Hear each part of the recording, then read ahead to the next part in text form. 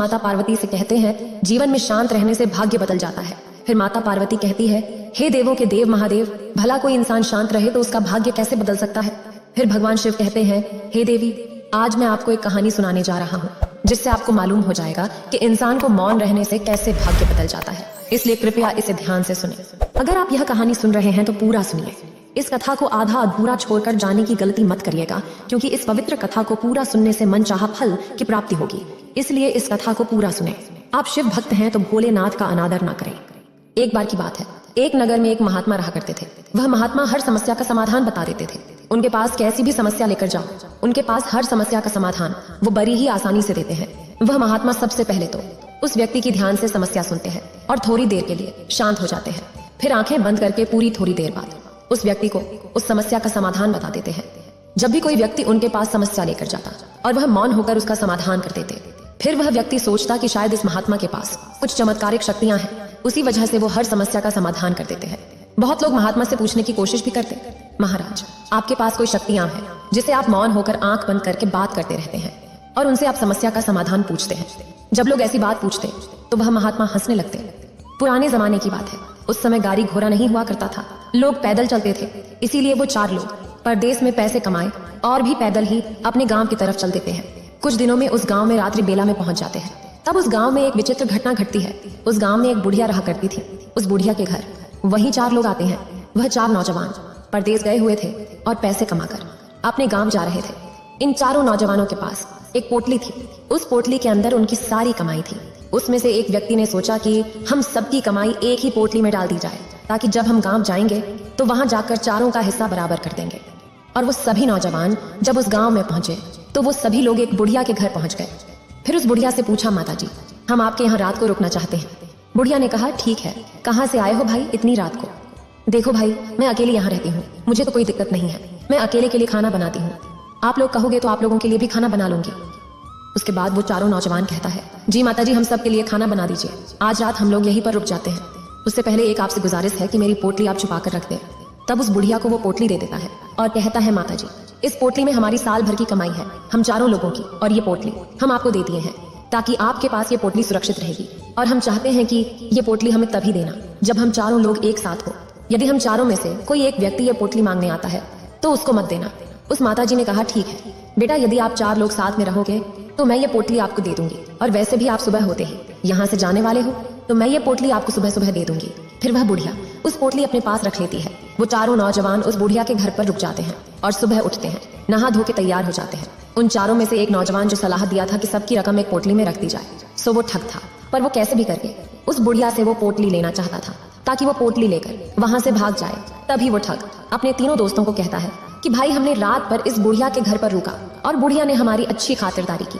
मेरे मन में एक ख्याल आया है कि क्यों नहीं हम लोग उस बुढ़िया का थोड़ा सा खेत में जाकर काम कर दिया जाए, ताकि उसके खेत में फसल काफी अच्छी है और वह अकेली बुढ़िया बेचारी बुढ़िया कैसे काम करेगी, और ये बुढ़िया भी हमारा एहसान मानेगी।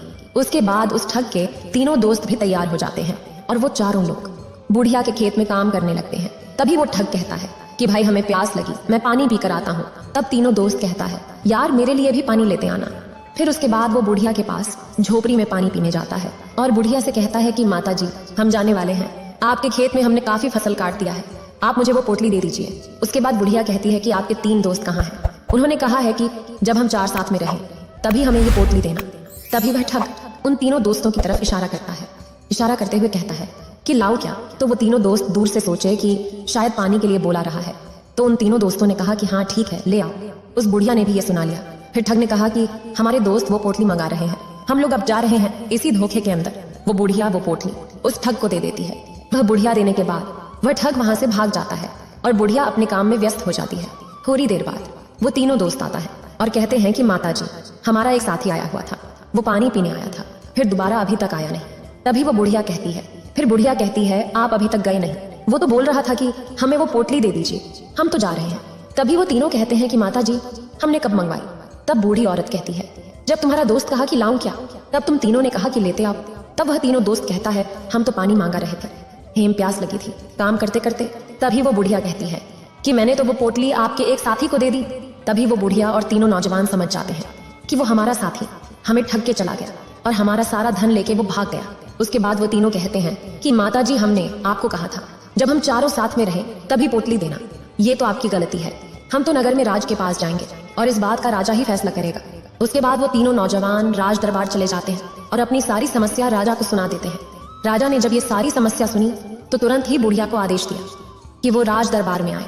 बुढ़िया राज दरबार आती है तो राजा ने सारी समस्या सुनी और कहा कि इसमें तो बुढ़िया की गलती है। बुढ़िया को, उस अकेले आदमी को वो पोटली नहीं देनी थी, इसीलिए आपका जो धन था वो ये बुढ़िया देगी। उसके बाद राजा फैसला सुना देता है कि ये बुढ़िया 2 दिन में धन कहीं से भी लाकर उन तीनों दोस्तों को देगी। अब बुढ़िया बेचारी गरीब थी, उसके पास तो धन नहीं था, तो भला इतना सारा धन कहाँ से लेकर आती। अब वो बुढ़िया भगवान के मंदिर में जाती है और रोने लग जाती है। उसके बाद उस बुढ़िया को याद आता है कि हमारे नगर में एक महात्मा है जो हर समस्या का समाधान कर देते हैं और उनको तो बहुत सारी शक्तियां मिली हुई हैं। वो महात्मा तो शक्तियों से भी बात करते हैं और लोगों की समस्याओं का समाधान कर देते हैं। हमें भी उनके पास जाना चाहिए, शायद मेरी समस्या का भी समाधान हो जाएगा। वैसे तो मेरी गलती है क्योंकि मैंने अकेले उस ठग व्यक्ति को पोटली दे दी और मुझे सारा धन देना पड़ेगा, लेकिन शायद कोई रास्ता निकल जाए और मेरी समस्या का समाधान हो जाए। उसके बाद वो बुढ़िया उस महात्मा के पास जाती है और अपनी सारी समस्या महात्मा को सुनाती है। उसके बाद महात्मा थोड़ी देर के लिए मौन हो जाता है और अपने मन में कुछ सोचने लगते हैं। थोड़ी देर बाद जब वो अपनी पलकें खोलकर कुछ बुढ़िया से कहते हैं कि राजा ने जो फैसला दिया वो फैसला बिल्कुल ही गलत है, इसमें आपको धन देने की आवश्यकता नहीं है। अभी यह बात उस बुढ़िया ने सुनी तो उस बुढ़िया को विश्वास नहीं हुआ कि राजा का फैसला गलत कैसे हो सकता है। जो आस पास लोग बैठे थे वो भी अचंभे में पड़ गए कि महात्मा ने राजा के फैसले को गलत कैसे कर दिया। बिल्कुल सीधा सा सवाल दिख रहा है। जब इन नौजवानों ने कहा कि हमारे पोटली हम जब साथ में रहे चारों तभी देंगे, लेकिन इस बुढ़िया ने अकेले आदमी को दे दी, इसमें बुढ़िया की गलती है और बुढ़िया को वो धन इन लोगों को देना चाहिए। इस फैसले में गलत फैसला क्या है। उसके बाद वो महात्मा कहते हैं कि आप राज दरबार में जाकर कह दो कि आपने जो फैसला किया है वह फैसला गलत है और जो महात्मा है वो आएंगे और सही फैसला सुनाएंगे। उसके बाद वो बुढ़िया सीधी भागती हुई राज दरबार जाती है और राजा को सारी बात बताती है। अब राजा भी गुस्से में आ जाता है। राजा ने कहा, मेरे फैसले को आज तक कोई भी गलत नहीं कहा, पर मेरे फैसले से अच्छा फैसला और क्या हो सकता है। यदि उस महात्मा ने नहीं सुनाया तो उस महात्मा को फांसी की सजा दे दी जाएगी। तो सारे नगर में ये बात फैल गई। किसी को भी विश्वास नहीं हो रहा था कि महात्मा जी ऐसा कौन सा फैसला सुनाने वाले हैं जिससे कि राजा के फैसले को गलत साबित किया जा सके। अब राज दरबार फिर से लगा। महात्मा को बुलाया गया। जब महात्मा आए तो आकर चुपचाप अपनी जगह पर बैठ गए। उन तीनों नौजवान भी वहीं पर थे, बुढ़िया भी वहीं पर थी और बहुत सारी प्रजा थी। राजा और सब मंत्री वहीं पर बैठे थे। उसके बाद वो राजा कहते हैं कि महात्मा अब आप बताइए कि मैंने जो फैसला सुनाया उस फैसले में क्या गलती थी। तभी वो महात्मा कहते हैं, बुढ़िया ने वादा किया था कि वो पोटली 4 लोग जब साथ में होंगे तभी वो देगी, लेकिन इसने एक आदमी को दे दी, इसीलिए बुढ़िया की गलती है और इसीलिए बुढ़िया को वो धन इन लोगों को वापस देना चाहिए। ये आपका फैसला था राजा साहब। फिर राजा कहते हैं, हाँ। फिर महात्मा कहते हैं कि जैसा कि वादा किया हुआ था कि जब 4 लोग साथ में होंगे तभी ये बुढ़िया धन देगी, तो पहली बात तो ये है कि अभी ये 3 है, 4 तो है नहीं, तो बुढ़िया धन कैसे देगी। ये तीनों दोस्त अपने चौथे दोस्त को ले आओ और अपना धन ले जाओ, क्योंकि वादा किया हुआ था कि 4 लोग एक साथ होंगे तब बुढ़िया इन तीनों को धन दे देगी, वरना वह वादा तो टूट जाएगा। इसीलिए तीनों दोस्त जाइए और अपने दोस्त को साथ ले आइए। फिर वह महात्मा ने कहा कि बुढ़िया ने गलती की, लेकिन बुढ़िया को तो धोखे में रखा गया था। उस चौथे व्यक्ति ने तो सजा उसको मिलनी चाहिए, ना कि बुढ़िया को, इसीलिए आपका फैसला गलत था। ये बात सुनने के बाद वहाँ जितनी भी प्रजा बैठी थी वो सब तालियां बजाने लगी और कहा कि महात्मा को सच में कोई शक्तियां मिली हुई है, वरना राजा के फैसले को चुनौती देना कोई आसान बात है। उसके बाद फिर राजा उस महात्मा से पूछते हैं कि महात्मा आपने जो फैसला सुनाया वह फैसला 100% सही है, लेकिन ये बात मेरे दिमाग में क्यों नहीं आई, क्योंकि मैंने तो इससे पहले बहुत फैसले सुनाए हैं, तो क्या मेरा फैसला सब गलत थे। उसके बाद वह महात्मा कहते हैं, राजा साहब सबसे बड़ी गलती है हम फैसला बहुत ही जल्दी में लेते हैं, हम बहुत जल्दबाजी करते हैं, क्योंकि जब आपने ये पूरा मामला सुना तो बिल्कुल साफ तरीके से दिख रहा था कि बुढ़िया की गलती है और बुढ़िया को इनको धन देना चाहिए, लेकिन आपने उस मामले की पूरी गहराई में नहीं सोचा। आपने इस मामले को पूरी गहराई से सोचने की कोशिश ही नहीं की, क्योंकि आपको तो पहले ही इसका जवाब मिल गया था, तो आप अंदर तक क्यों जाएंगे। और जब तक हम किसी बात की गहराई तक नहीं जाते हैं तब तक हमें वो बात पूर्ण रूप से समझ नहीं आती, और किसी भी बात को पूर्ण रूप से जानने के लिए हमें सबसे पहले मौन और शांत होना पड़ेगा। बहुत लोग कहते हैं कि मुझे कोई शक्तियां मिली हुई है, और जब मैं आंखें बंद करता हूँ तो मैं किसी शक्तियों से बात करता हूँ कि उस समस्या का क्या समाधान होगा, लेकिन नहीं, मुझे कोई शक्तियां नहीं मिली हुई है। मैं मौन और शांत होता हूँ, उस बात पर विचार करता हूँ, और जब उस बात पर मेरे मन में बहुत सारे समाधान आते हैं उन समाधानों पर भी मैं विचार करता हूँ, और उसमें जो सबसे बेहतर समाधान होता है वह समाधान मैं अगले व्यक्ति को देता हूँ ताकि उसकी समस्या का समाधान मिल सके। इसलिए मौन और शांत हमारी जिंदगी पर सीधा असर डालता है। आप कभी सोचे हैं कि आपने इतना जल्दीबाजी में फैसला लेकर इस बुढ़िया की जिंदगी बर्बाद करने वाले थे, क्योंकि हमारे फैसले ही हमारी जिंदगी को निर्धारित करते हैं। जब हम सुबह उठते हैं तो हम कोई भी काम करने से पहले फैसला करते हैं। वो फैसला यदि सही है तो हम वो काम करते हैं, और सही तरीके से फैसला लेने के लिए हमें अंदर से मौन और शांत होना पड़ेगा। किसी भी बात पर आप मौन और शांत होकर उस पर विचार कीजिए, तभी आप सही फैसला ले पाएंगे। क्योंकि हमारी जिंदगी फैसलों से चलती है। हमारे ही फैसले हमारा भविष्य तय करते हैं, हमारी जिंदगी का अगला पड़ाव तय करते हैं। फैसले छोटे हो या बड़े, सब हमारी जिंदगी को निर्धारित करते हैं। इसीलिए सबसे पहले यदि सही तरीके से फैसले लेने हैं तो हमें अंदर से मौन होना पड़ेगा। मौन और शांत होकर उस फैसले पर विचार कीजिए। आपके सामने बहुत सारे फैसले आएंगे कि लेना है कि नहीं लेना है, उसका क्या नुकसान है, क्या फायदा है, ऐसे बहुत सारे प्रश्न आएंगे। लेकिन उन सभी पर आप फिर से विचार कीजिए। उसके बाद आपके पास एक समाधान रहेगा कि उस फैसले को लेना है या नहीं लेना है। और यह तब संभव होता है जब शांत और मौन होते हैं। बहुत लोग मौन को कम बोलना समझ लेते हैं। कम बोलना मौन नहीं है।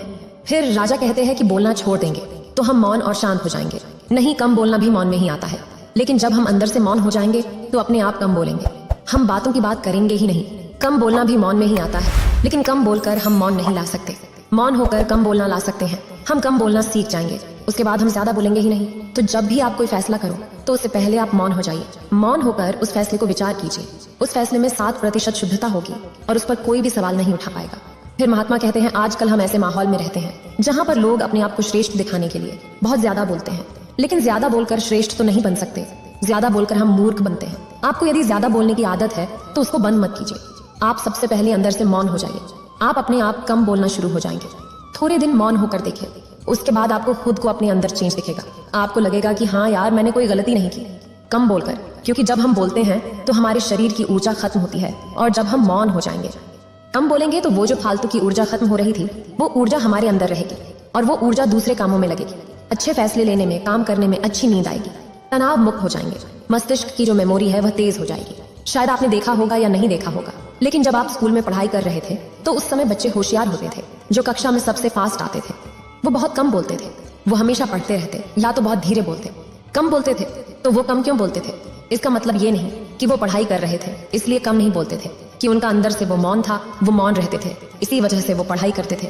उनको याद हो जाता था, उसकी मेमोरी तेज हो जाती थी। और जो बच्चे सबसे बुरा होते थे, ज्यादा बोलते थे, उनको ज्यादा पढ़ाई में मन नहीं लगता था।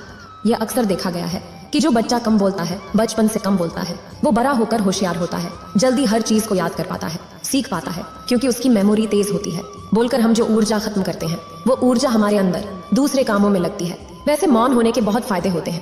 फिर महात्मा उस राज दरबार से उठकर चले जाते हैं। फिर भगवान शिव कहते हैं कि कोई व्यक्ति यदि ये समझ जाए कब, कितना और कहाँ बोलना है, तो उस व्यक्ति को सफल होने से कोई नहीं रोक सकता। जो व्यक्ति सफल है वह व्यक्ति बहुत कम बोलता है, फालतू की बकवास नहीं करता है। मनुष्य अपनी जिंदगी में यदि कुछ करना है, जीवन को सफलता पूर्वक जीना चाहता है, तो कम बोलना शुरू कर दीजिए। और कम बोलने का मतलब यह है कि आप अंदर से मौन और शांत हो जाइए। उसके बाद इंसान अपने आप कम बोलना शुरू कर देंगे। इंसान थोड़े दिन के लिए आजमा कर देख सकता है। मौन और शांत रहेंगे तो इंसान को पता चल जाएगा इससे क्या क्या होता है हमारे शरीर में। इतना कहकर भगवान शिव इस कहानी को समाप्त करते हैं। इस वीडियो को बोलते समय कोई त्रुटि हो तो मैं क्षमा चाहती हूँ। उम्मीद है आप सभी को यह वीडियो अच्छी लगी होगी। अगर आप शिव के सच्चे भक्त हैं तो चैनल को सब्सक्राइब और वीडियो को लाइक करके कमेंट में हर हर महादेव लिख दीजिए।